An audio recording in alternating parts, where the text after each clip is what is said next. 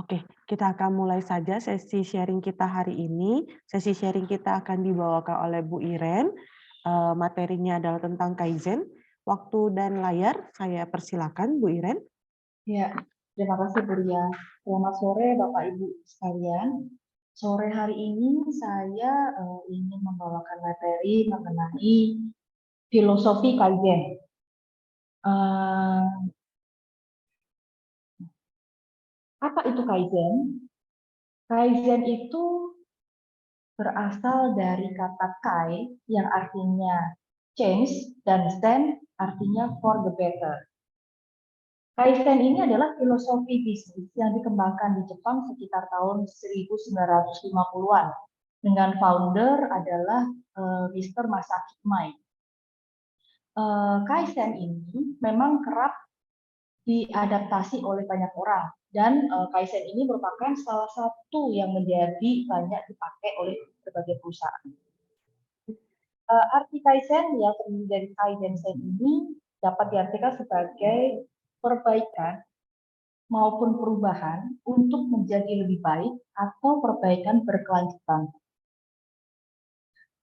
Kaizen telah terkenal menjadi filosofi strategi bisnis untuk membuat perubahan kecil tetapi terus-menerus dan menjadi lebih baik dalam operasi perusahaan yang melibatkan komunikasi dan kerjasama di antara seluruh elemen perusahaan.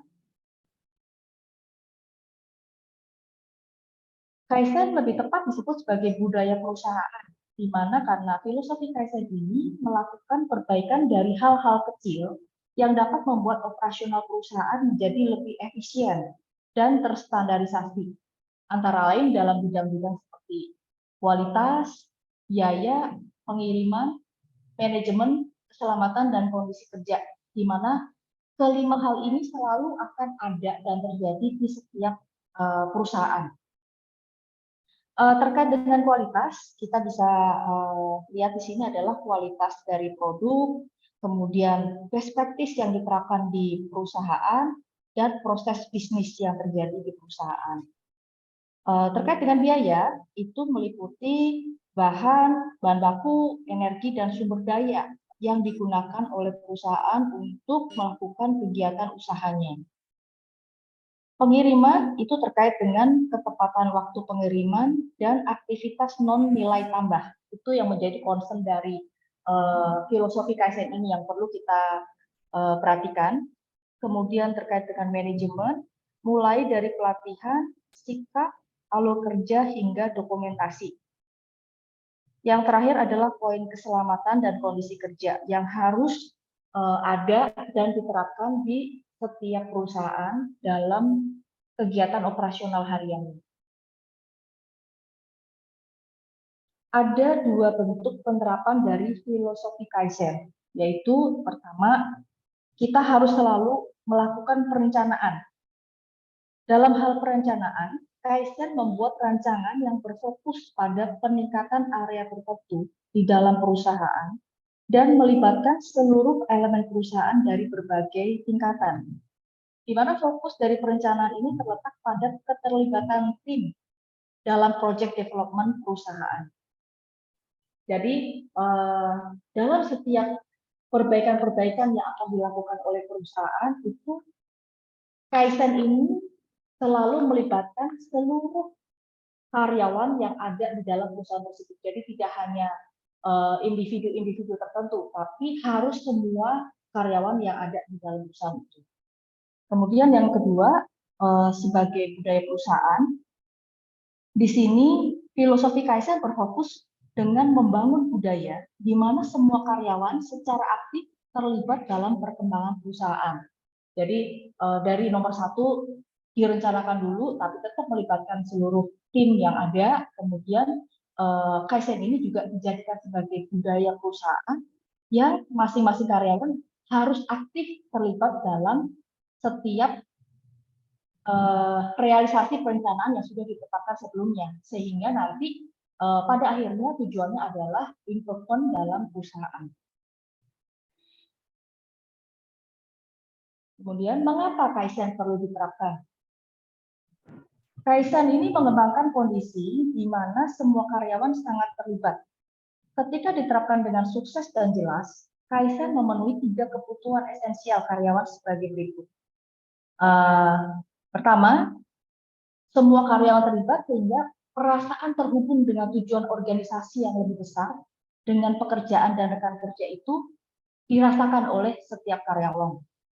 Kemudian kesempatan untuk berpikir dan memecahkan masalah yang ada dengan solusi yang kreatif namun praktis. Ketiga, rasa memiliki dan kesadaran selama proses berlangsung.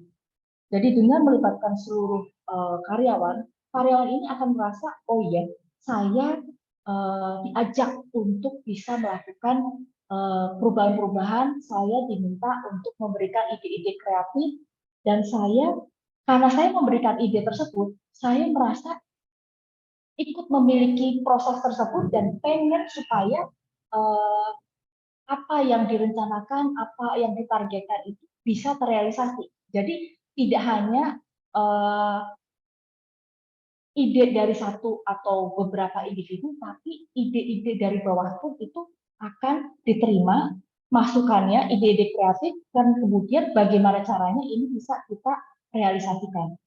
Jadi dengan melibatkan banyak karyawan, itu rasa memiliki itu akan menjadi ada dan mereka akan ikut kepengen merealisasikan target atau improvement yang ingin dicapai oleh perusahaan.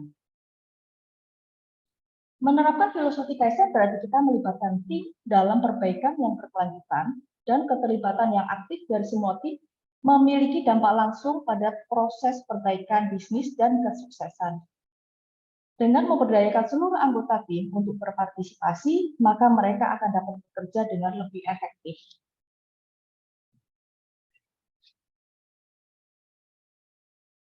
Nah, ini adalah gambaran teamwork ya yang harus ada di setiap perusahaan dan yang sangat ditekankan dalam filosofi Kaizen ini. Tidak hanya pekerjaan satu atau dua individu, tapi teamwork.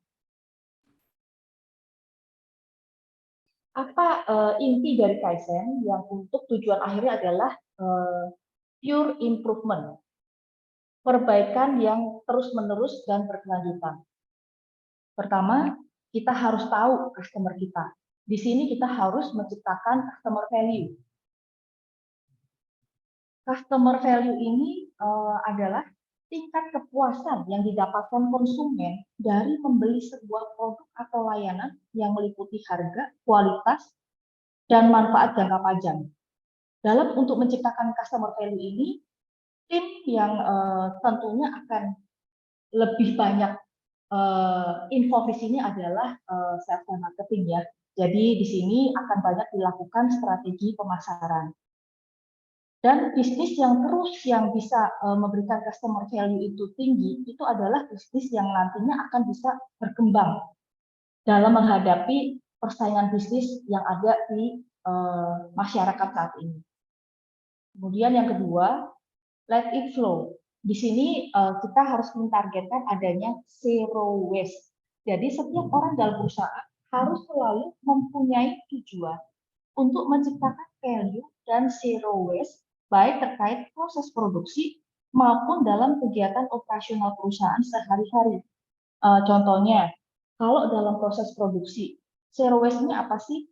Terkait dengan zero waste bahan baku, baik dalam penyimpanan maupun penggunaan. Jadi misalnya kalau dalam penyimpanan, jangan sampai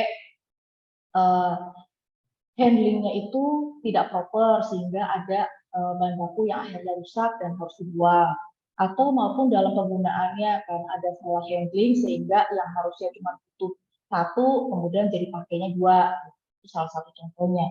Kemudian kalau dalam pengiriman tidak ada barang tertinggal sehingga harus balik lagi untuk ngambil dan kemudian kirim lagi ke pelanggan. Jadi kalau ini terjadi artinya ada double cost yang terjadi, tapi kita tidak ada added value karena revenue tetap itu aja, tapi cost kita 2 kali. Kemudian untuk contoh dari sisi keuangan, tidak ada salah atau double bayar. Jadi waste ini pasti akan ada di setiap departemen. Tentu masing-masing bentuknya berbeda-beda sesuai dengan apa yang dilakukan oleh departemen. Kemudian yang ketiga, go to Gemba, following the action. Di sini itu melakukan tindakan konkret yang dibutuhkan untuk mewujudkan value yang ingin dicapai. Jadi awal kita sudah merencanakan sesuatu, tapi kalau perencanaan tidak ada eksekusi dan actionnya tentu tidak akan terjadi. Jadi value itu baru akan terbentuk jika sudah ada realisasi wujud nyata dari apa yang kita rencanakan atau apa yang ingin kita capai terkait dengan perbaikan-perbaikan dalam setiap perusahaan. Kemudian yang keempat, empower people. Di sini kita harus organizing your team. Di sini kita harus membuat target yang sama dalam tim kita. Jadi jangan sampai dalam satu tim itu punya pemahaman yang berbeda-beda atas apa yang harus dilakukan dalam departemen tersebut. Mungkin si A, oh ya saya harus melakukan ini, ternyata si B enggak, cara melakukannya begitu, beda lagi gitu. Jadi harus satu target yang sama sehingga masing satu tim tersebut melakukan tugasnya untuk mencapai tujuan yang sama. Jadi untuk mencapai ini harus dibuatlah suatu sistem dan tools untuk mencapai target tersebut. Jadi semuanya menjalankan sistem yang sama dan ada cara-cara yang harus dilakukan untuk mencapai target yang sama. Kemudian yang kelima, be transparent. Ini speaking with real data. Di sini semua kinerja dan pencapaian perbaikan itu harus nyata untuk bisa memberikan value bagi perusahaan. Karena kalau tidak ada realisasi, balik lagi tidak ada perubahan apapun. Pengukuran kinerja dan perbaikan harus menggunakan data yang aktual, sehingga kita tahu sebelum dilakukan improvement itu seperti apa, setelah dilakukan improvement itu hasilnya seperti apa. Itu yang harus kita lihat before after-nya. Ini kurang lebih gambarannya. Jadi inti dari filosofi Kaizen. Know your customer, let it flow, go to Gemba, empower people, dan be transparent. Jadi di sini tujuannya adalah pure improvement, everyone, everywhere, every day di dalam perusahaan. Cara penerapan Kaizen filosofi. Kita bisa mengimplementasikan filosofi Kaizen ini dalam lingkup yang lebih kecil, yaitu untuk pengembangan tim yang ada. Pertama, analisis kinerja saat ini. Untuk mengembangkan tim, kita harus selalu melakukan analisis terhadap kinerja tim saat ini. Bisa menggunakan performance appraisal sebagai panduan dalam melakukan analisa tersebut. Tapi tetap kita harus melakukan analisa itu secara kritis, sehingga kita bisa mendapatkan hasil analisa itu tepat dan tujuannya itu nanti bisa membuat perubahan yang berdampak dan bertahan lama. Jadi tidak asal-asalan menilai, oh ya si A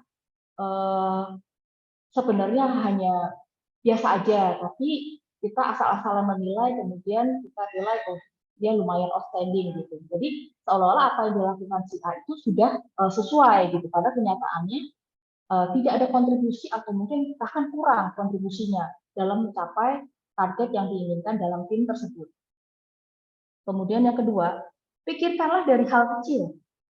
Kadang kita merancang sebuah ide itu kita pikirnya yang besar-besar, yang jauh-jauh gitu. Tapi ide kecil pun bisa berdampak besar dalam jangka panjang kenyataannya. Ide sederhana seperti mengatur waktu untuk menyelesaikan lebih banyak pekerjaan dengan baik dapat berpengaruh besar pada produktivitas tim.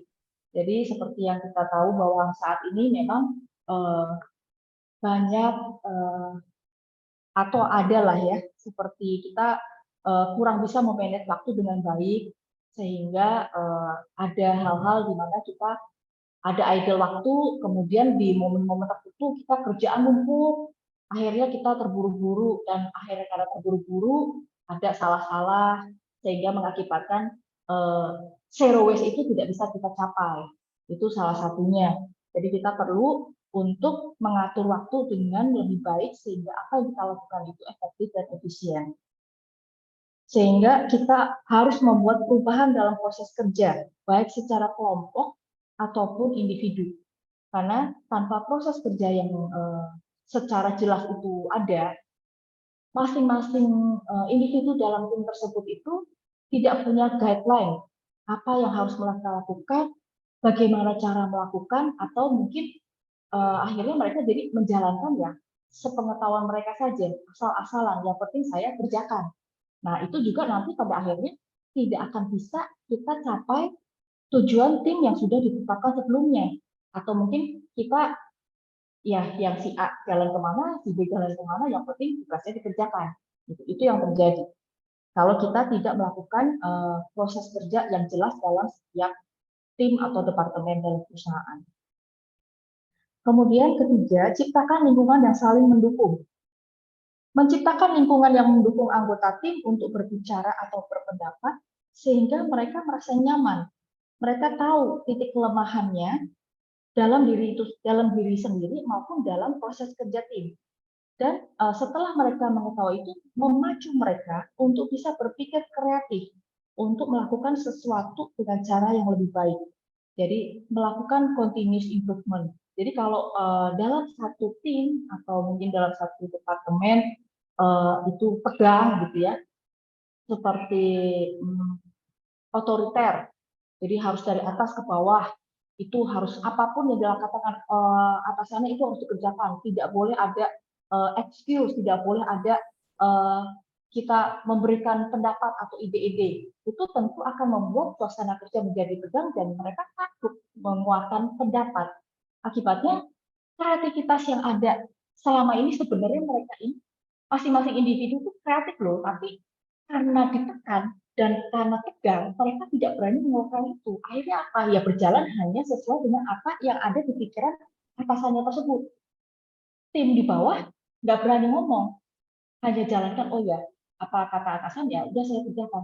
Nah, padahal kenyataannya mungkin ada sisi-sisi yang atasan tersebut itu tidak melihat hal-hal yang kecil-kecil atau mungkin perspektif lain yang harusnya bisa membuat proses menjadi lebih baik.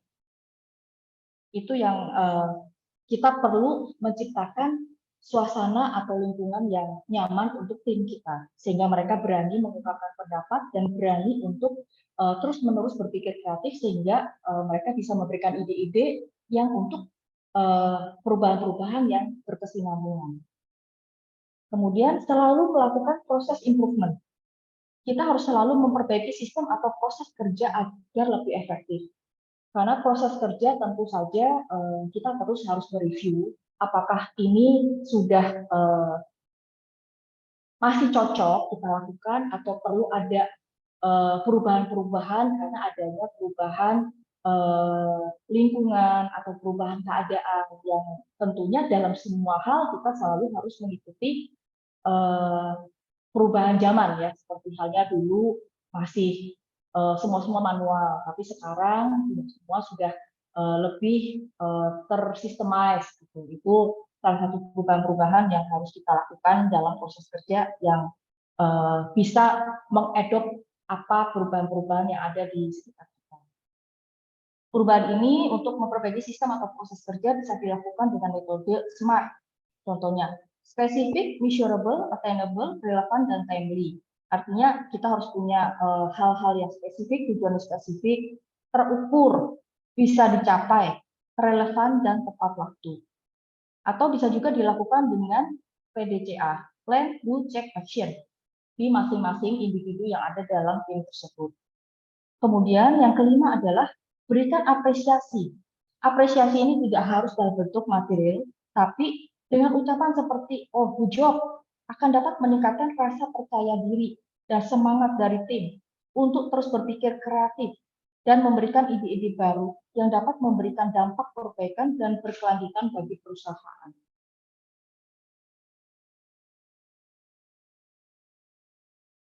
Sekian presentasi dari saya. Mungkin jika ada yang mau, oh sebentar saya ada mau share sesuatu.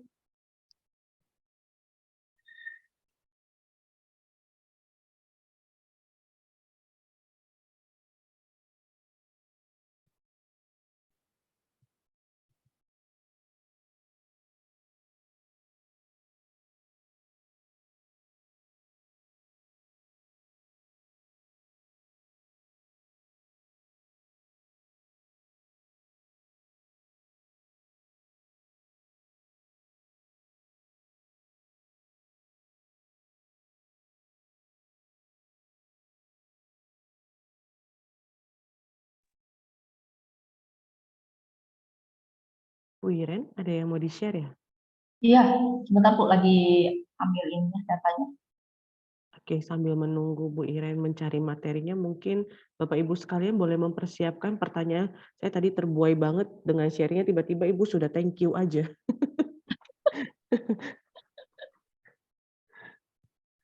Oke, Bapak Ibu juga boleh sambil mengisi absensinya ya. Ini yang hadir cukup banyak.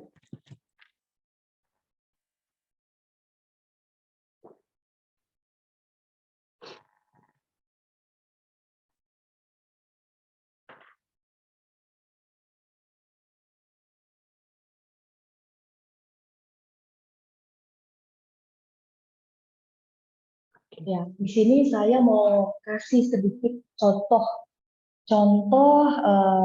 kebetulan ini dilakukan oleh tim SPA ya. Jadi kita ini baru mulai proses untuk ikan bawal itu di sekitar bulan September. Sebelumnya itu SPA itu tidak memproses bawal yang ukurannya besar. Jadi ini baru untuk SPA. Nah, customer yang ada di SPA, jadi kan kita pertama yang kita terapkan tadi adalah Bu Iren, create customer value. Bu Iren, Ya, tapi gambarnya kayak ketutup sama ini ya? belum saya buka. Memang belum saya buka, Bu. Oh, oke. Prolog dulu. Nah, jadi uh, customer value kita adalah customer meminta ikan dengan size tertentu yang ikan ini harus dipanen dalam kondisi hidup. Sedangkan selama ini proses yang dilakukan ikan yang sudah diproses adalah contohnya gurame. Gurame itu kita panen itu dalam kondisi mati. Sehingga kalau kita mau sortir timang per ekor itu lebih gampang dibanding bawal yang harus kita panen dalam kondisi hidup. Jadi awal kita melakukan itu petani itu tidak bisa ditimbang per ekor. Jadi mereka hanya asal kira-kira aja. Oh, kita butuh size 400-500 misalnya. Dia hanya kasat mata kurang lebih segini. Tapi aktualnya itu banyak banyak yang tidak cocok size-nya di luar range yang SPA butuhkan. Nah, kemudian apa improvement yang kita lakukan? Kita di tim itu melakukan diskusi, kemudian set goal yang sama bahwa kita harus mendapatkan size yang sesuai dengan kebutuhan customer supaya pertama tidak ada stok yang menumpuk, kemudian size yang customer butuhkan itu kita bisa provide cepat. Karena contoh yang pertama kali itu dengan kebutuhan PO-nya 1,2 ton kita baru bisa memenuhi itu sekitar 3 atau 4 kali kirim. Jadi sangat sangat berat untuk bisa memenuhi satu PO saja. Nah, langkah-langkah yang kita lakukan improvement contohnya pertama kita pakai seperti ini. Pertama timbang dengan kasat mata petani itu banyak meleset. Kemudian kita coba bagaimana ya kalau kita pakai ya sudahlah kita kita jiplak ikan dengan size yang kita butuhkan, kemudian kita gunakan sebagai ukuran kasat mata pada saat panen. Nih, ini sampai kita kasih supaya mereka pada saat sortir di kolam itu melihat oh ya ukuran segini ya itu oke dimasukin, oh ini masuk gitu. Tapi nyatanya ini juga tidak berhasil. Akhirnya kita cari cara lain. Harus seperti apa? Kita pakai nih, kita cetak ukuran ikan ini kita benar-benar sizing dari ikan yang hidup. Ya, kemudian dari sini kita bikin cetakan. Kita bikin cetakan, dijiplak, terus kemudian dilubangin. Nah, dari sini jadi kita selalu pakai bagaimana caranya bisa. Ini adalah pas proses mencetak ikan. Ikan yang ada kita cetak, pokoknya yang kita timbang size-nya cocok. Nah, dari sini kita lakukan dengan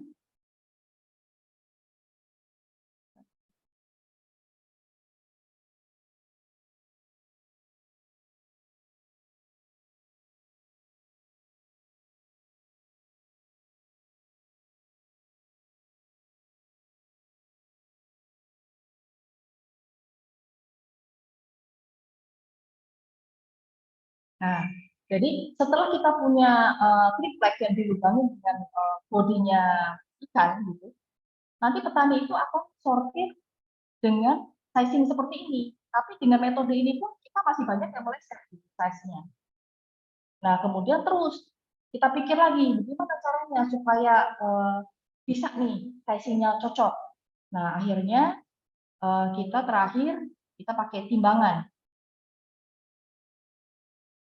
Nah, jadi ikan itu dimasukkan ke dalam kantong plastik dan dilakukan timbangan per ekor, tapi ada timbangan yang dipegang ini sama si bapak ini dengan timbang per ekor. Nah, dengan metode seperti ini akhirnya kita bisa mendapatkan sizing yang mirip-mirip dengan yang kita butuhkan. Jadi deviasi melesetnya itu tidak terlalu banyak.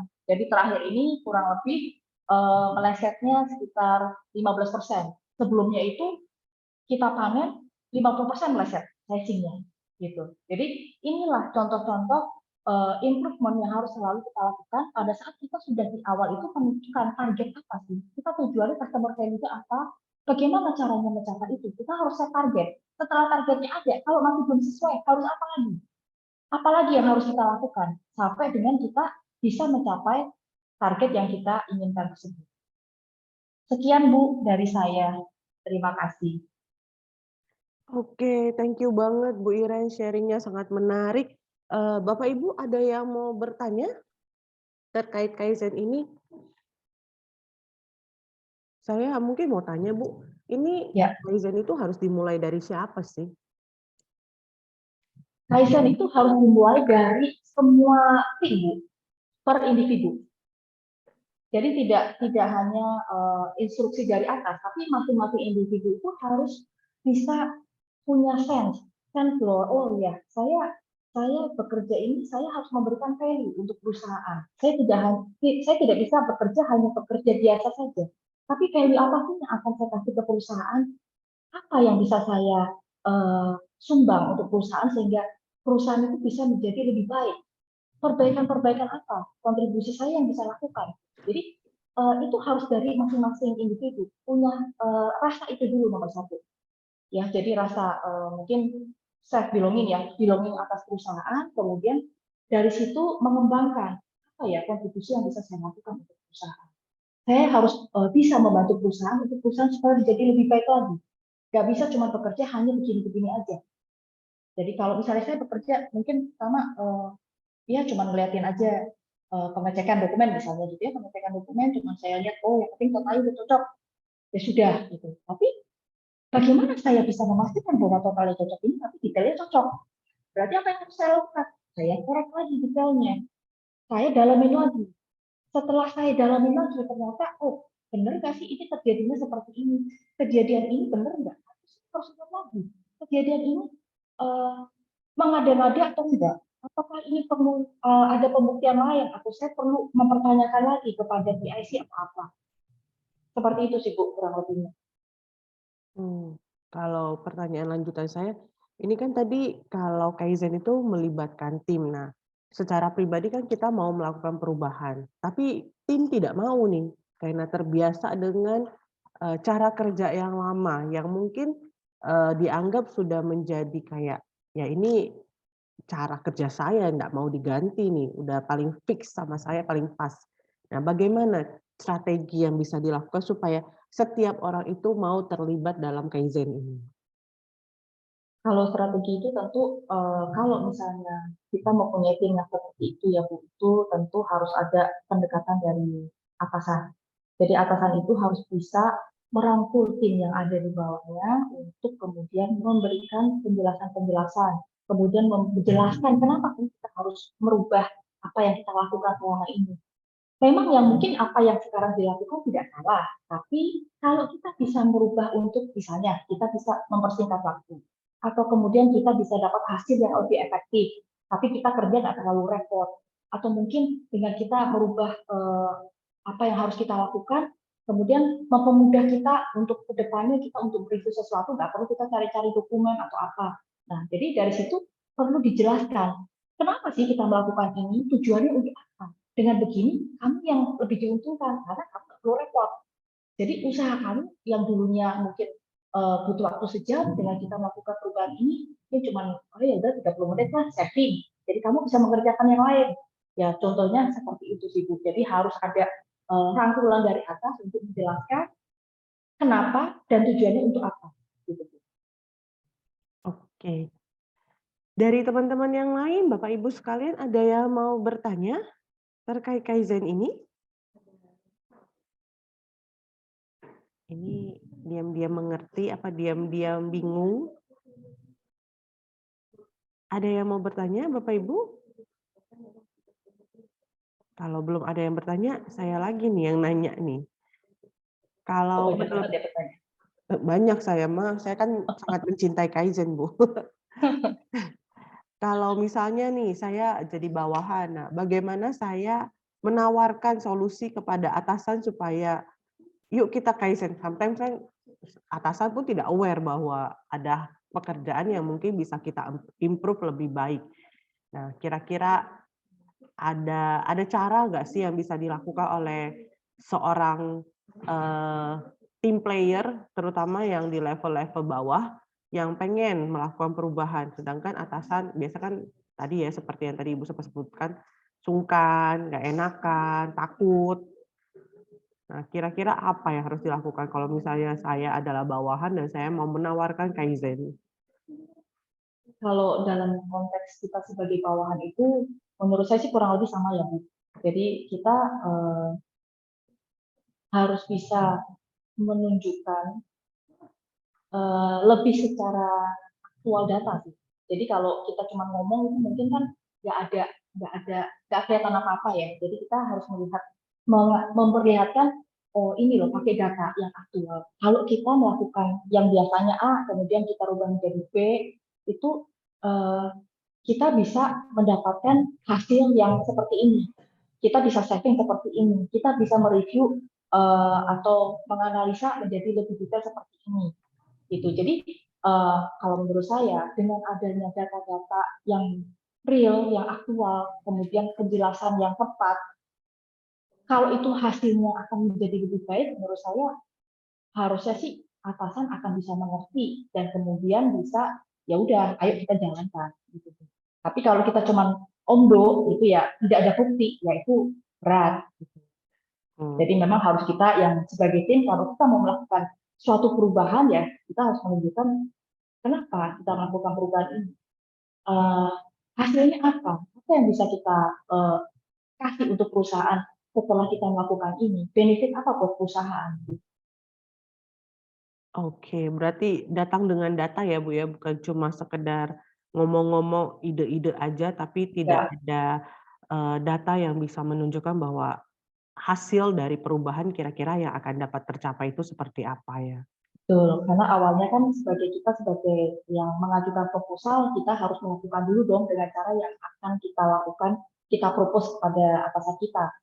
Kita melakukan dengan metode yang berbeda, tapi hasilnya ada nih gitu. Jadi itulah yang kita tunjukkan kepada atasan kita untuk bisa sebagai pembuktian bahwa kita tidak salah ngomong, tapi buktinya ada.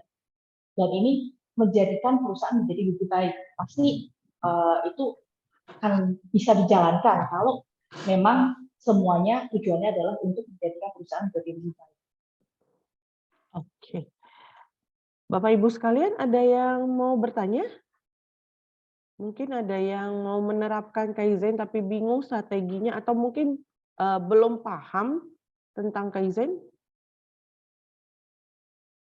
Ini diam berarti paham, diam berarti nggak paham, atau Paham, bagaimana? paham semua. Ya, kalau memang tidak ada pertanyaan lagi, berarti saya asumsikan semuanya mengerti dan kita boleh sama-sama menerapkan Kaizen ini dalam kehidupan kita, dalam pekerjaan kita terutama, biar sama-sama kita bisa membawa added value kepada Sinta sendiri ya Bu ya. Sehingga Betul, pastinya dampaknya ke kita juga sebagai karyawan, kerja lebih nyaman, kerja lebih aman juga. betul. Oke deh. Kalau memang tidak ada pertanyaan dari Bapak Ibu sekalian, kita boleh kasih reaction untuk sharing-nya Bu Iren hari ini. Luar biasa, menarik sekali dan bisa memberikan insight lah buat kita untuk kedepannya jadi lebih baik. Terima kasih Terima Bapak kasih, Ibu ya, terima sekalian. kasih Bapak Ibu semua. Kalau tidak ada pertanyaan, kita ketemu lagi minggu depan di sesi sharing yang akan datang. Sampai ketemu lagi, tetap sehat selalu. Terima kasih Bapak Ibu, terima kasih Bu Ria. Terima kasih.